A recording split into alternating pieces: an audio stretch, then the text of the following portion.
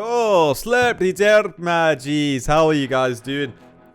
So today we've got some condensed milk. These little sort of things that you get here in Germany. And basically I put them in my coffee.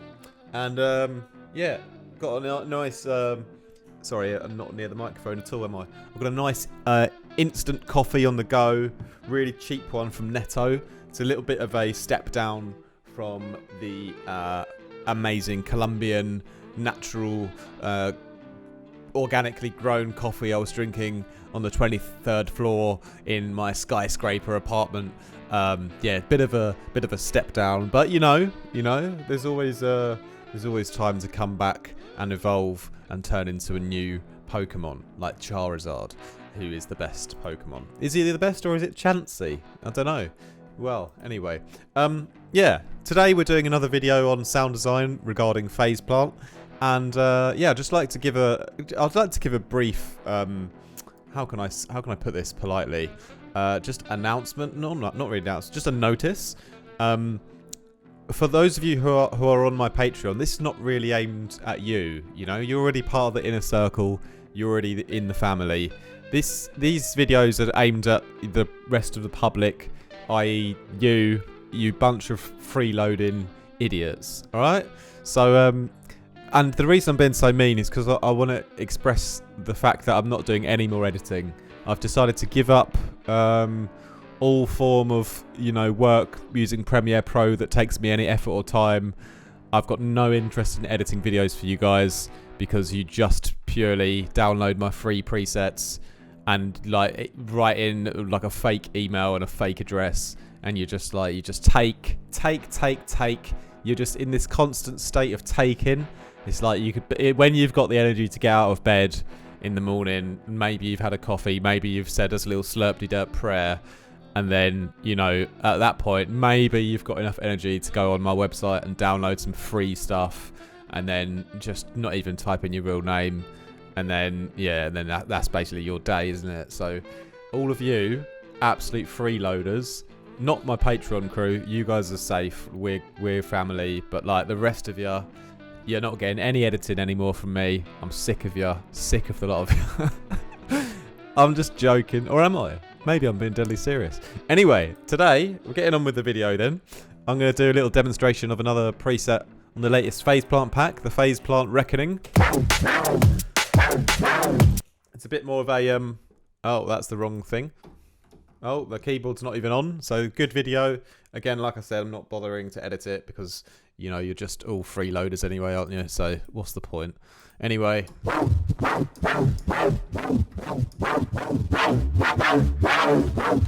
Let's play with some of the macros. And it's a little bit noisy here, and I'm going to talk about the noise in a moment.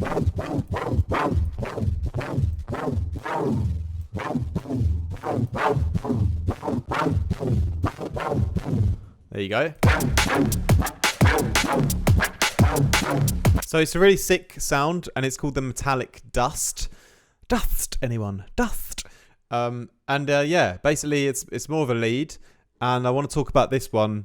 I want to break this one down because a lot of the especially the 666 patches on the phase plant reckoning preset pack, which is available to download via my website. Unfortunately, for 99% of you, only want free stuff. It's not free because I put loads of work into it. All right. Sorry, I'm in a really mean mood today, aren't I? I'm just a bit excited, to be honest. I do love you all, really. Even though you're all useless twats. Sorry. I'm going to stop being mean now. I love you all.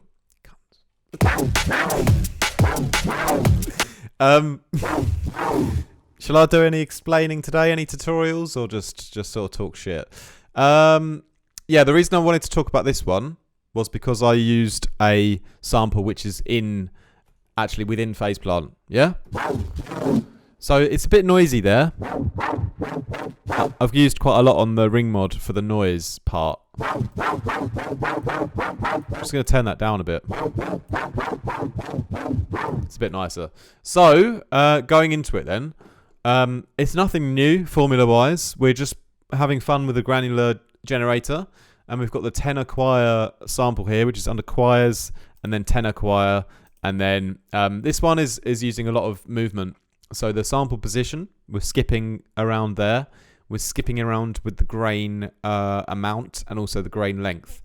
And it's all sort of tracked to my one LFO here. So this is the main one. Yeah, just a nice simple up and down kind of smooth shape there.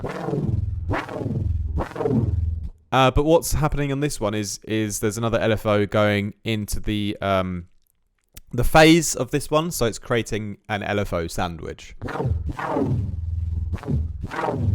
So I love how on phase plant you can really see the way the position of the the effect skips around, as the secondary LFO is changing the starting position.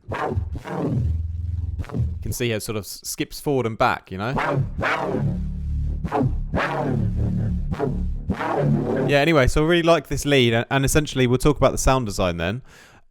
You can often get interesting results with the granular synth, granular generator, when you use the chord mode. Okay, so there's the octaves here, which is... You don't hear too much in this case because there's a lot of the sound is sort of created in the effects section, especially with the filter.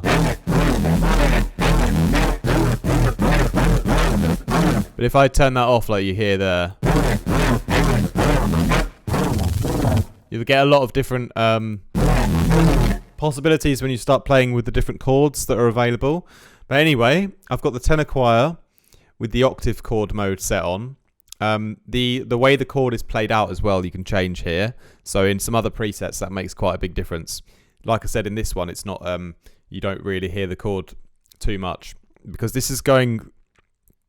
The output of this is running through a sine wave here. So setting the output to modulate the phase, turning it to the right this time. Okay, and so that's important that it goes to the right, and then also we're going to then track the output of this one to go into another sine wave, which is an octave up. Okay. And we're using the volume from everything except for the tenor choir. So I turned the gain down of that one, so it's just acting as a carrier, and that's why you didn't really hear so much of what the chord was doing, because it's not really an integral part of the final sound. It's just like a carrier, so that we've got something interesting to go into that sine wave, which goes into a higher up sine wave. Okay, so sample the chord, FM into low sine wave, then FM that into a sine wave an octave up. Then you've got your two sine waves, so they're sort of padding each other out. The one that's an octave up is providing more of that low mid-range juiciness, and the detune is slightly detuned as well, just for a bit of extra interest. Okay, and then we got like a bit of white noise. I always have a bit of white noise on top. A bit of cheese on toast. The global unison is set on just my sort of basic setting, which is so if I don't really know what to do, I'll just put 3 voices, put it on the smooth mode, turn the spread and the blend up a little bit. Ah, that's good. We're not going to edit that out. And that will just give it like a little bit of extra sort of chorusing of the whole kind of sound, but nothing crazy. So that's just my basic unison sort of setup. Having the grains moving, obviously, that's all going into the sine wave and then into the other sine wave. So that's important to get the kind of texture for this part. But anyway, I'll turn off the effects and then we'll hear it. So it's really like obviously different without the effects on. And so that's what I wanted to talk about next, is the kind of using the bandpass filters to create a lead. So bandpass filters are great to do these sort of, I guess, sort of like neurofunk leads. It's kind of a bit of a general purpose DNB lead, But obviously, we've got all this set up, so we've got all of these harmonics to play with, and we've got a nice, interesting texture going on already. And then the next thing is to then introduce basically the bandpass filter pretty quickly to then start to shape the lead kind of effect, you know. So you get that real wub wub sound going on. So non-linear filter lets us cycle between the different modes, and you won't really hear what they're doing unless the drive's turned up. So turn up the drive.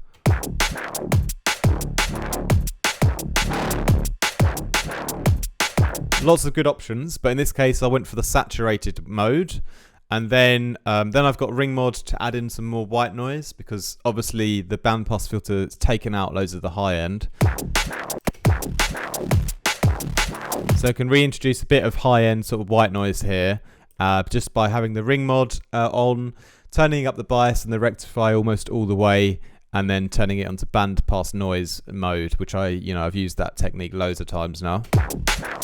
So it's my favorite way to get a bit of high end back when you've filtered it. Okay, so then we go for the convolver, and this is basically adding some stereo information and also new harmonics, because it's a convolution reverb, so it's not like algorithmic. It's adding in the sample of a different space, you know. And so I really like this one. That's the white blur 50 milliseconds, and it's a really subtle, quick one. So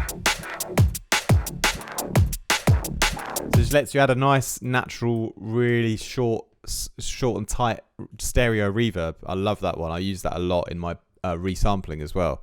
So then, first time I've put some distortion on in the chain so far. Obviously, I like to do that pretty quickly usually, but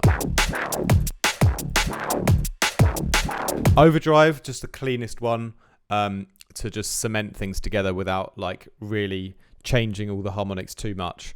Then we'll go to lane 2, and here we've got the ensemble. There's a lot going on here, so I better run through them one at a time. But basically, we've got the ensemble, which is, like I said, I prefer it to the chorus. It's up quite high, 30% or so, but just 4 voices.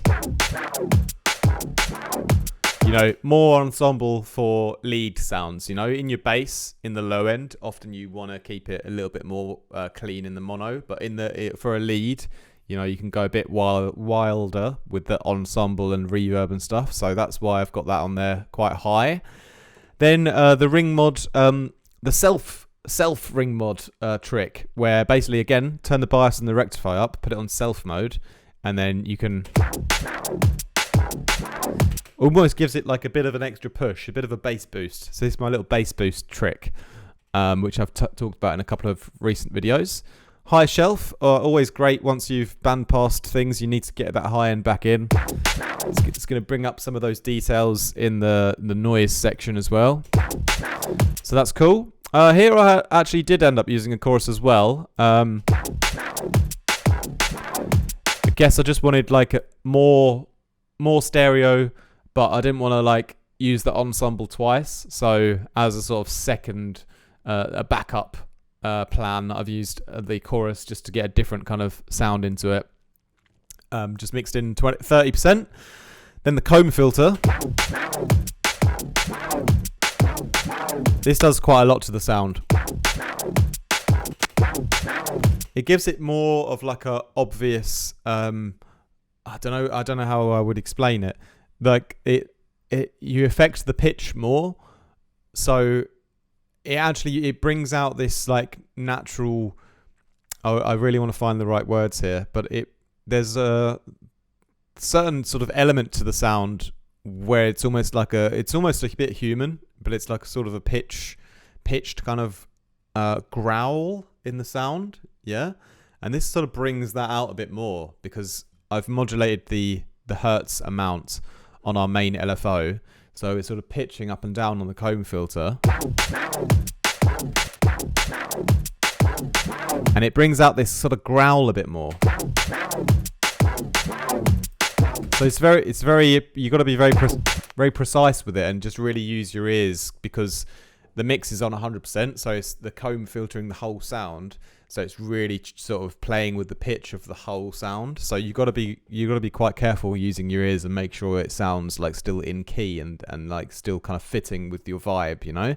So but having that pitch movement on the comb filter is a really sick way to take your preset to the next level, especially if you get it right. It doesn't always work, but you can really like grab what you've already done in the kind of movement of the sound and like run it through this sort of changing pitch effect within the comb filter, and it would like just amplify and boost that like sort of element to the sound that you've already created. So it's a massive helpful tool if you do it right. You know, some presets I've made, it's just made a world of difference. This one, it's like sort of improved it a fair amount, but oftentimes it'll do a massive it will be really good other times as well, you know, like even better. So then, bit of saturation. Again, this one doesn't like superly overly change the harmonics, and I think that's because I've mixed it down a bit, 25%, so it's not overboard. And the same with the distortion. Again, I've got another overdrive. I'm just sort of boosting volumes here at this point. It's not really doing too much else. Then I've got a little bit, just a touch of convolution. It's mostly to wash the sound out in my macro here. I've got a little bit of delays. Again, that's sort of tracked to the macro to wash it out if I want to, you know, add that reverb and delay to the whole thing. Then we've got another little high-end boost at the end. You can never really get enough of that, you know, unless you've got too much of it, then it's enough, you know. But you can see here, like, there's the frequencies sort of start to drop off towards the end still because of the kind of bandpass filter. So that's why I might have to boost the high end a fair amount. So I'm just doing it one more time here. And then stereo at the end.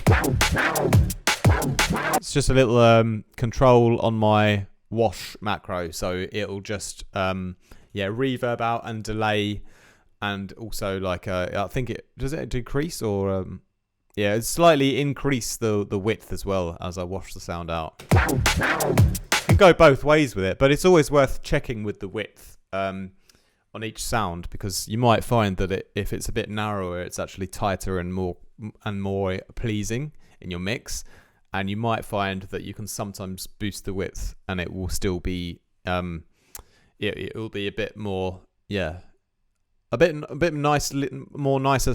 I can't find the words. It'll spread out a bit nicer, but it also won't. You won't lose too much of the mono power. So if you just do it a little bit on certain sounds, you know, so you can test. It's really worth testing out on everything, you know, because a little difference in the width of it, be it a little bit more narrow or a little bit more wide, can make a massive difference in your whole mix down and the way the sound fits in with everything else. So always play with the width of your sound. Just be careful if you're boosting. It's always better to make it narrower, because the algorithm will just do it well. If you're boosting the width, like artificially introducing more stereo, it's always going to lose a little bit of quality, in my opinion. So I'll just be careful if you're going to choose to boost the width, you know, just do it a very little amount.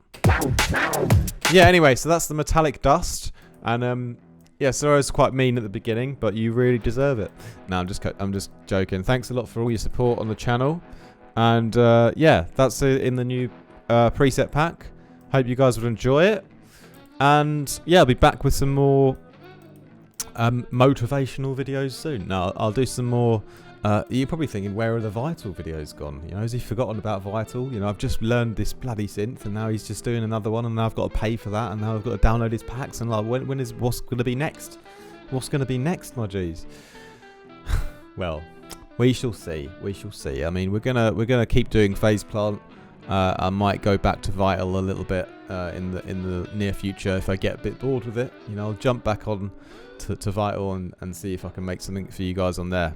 Anyway, thanks a lot for all your support. Have a great rest of your evening /week/day, wherever you are in the world. Peace out.